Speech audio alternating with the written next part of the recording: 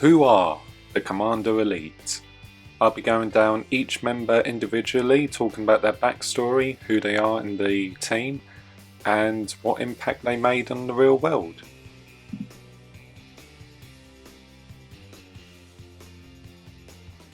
Butch Meathook, the sniper of the team, and said to specialise in reconnaissance missions as well. Said to be the most friendly and laid-back member of the team, even though he's just as violent and bloodthirsty as them as well. He's the only member to never get a toy version in real life for some strange reason, but he makes up for it for appearing in the PS1 video game using a grappling gun, which really isn't something that a sniper would use if you think about it. In fact, he doesn't really do a lot of sniping in any forms of media. Nick Nitro, the demolition expert, said to have a father that served with Major ChipHazard in a previous war. Nick Nitro is said to be dependent and, well, he's good at his job. In the film itself, he plays an important role as he's the first member to get killed off, but his chip inside his brain is used to bring the Gregory dolls to life. He had an action figure in the real world, and he appears in the PS1 game. Brick Bazooka, the artillery specialist, and as you can tell by his appearance, the most physical, imposing, and I guess you could say the brute of the team. In the film itself, he plays a major role trying to capture Archer during a memorable scene which involves a bike and a dog. Had a action figure where he had a gimmick where you could switch his normal head with a head that has some sort of helmet with a gun on top of it, and for some reason never appears in the PS1 game despite being the artillery specialist.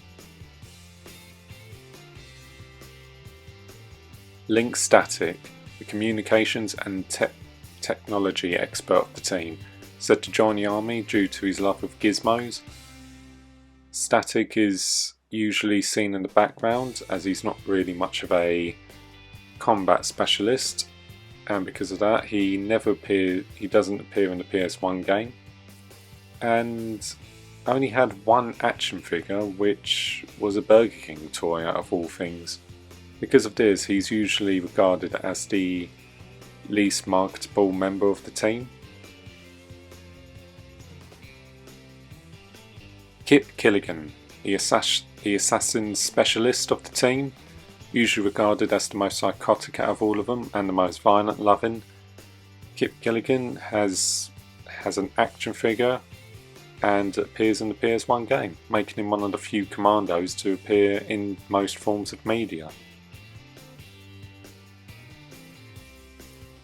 Major ChipHazard, the leader of the Commando Elite, and as the face of the franchise itself, he appears in all forms of media, had 3 different variants of action figures, and, well, he's the leader, so obviously he has the most lines, most screen time, and the most marketing potential.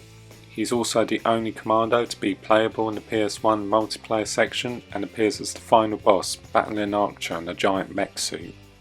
So yeah, that's pretty much all I can say about him really. In fact, that's all I can say about most of the commandos. There isn't really a lot of backstory to explore.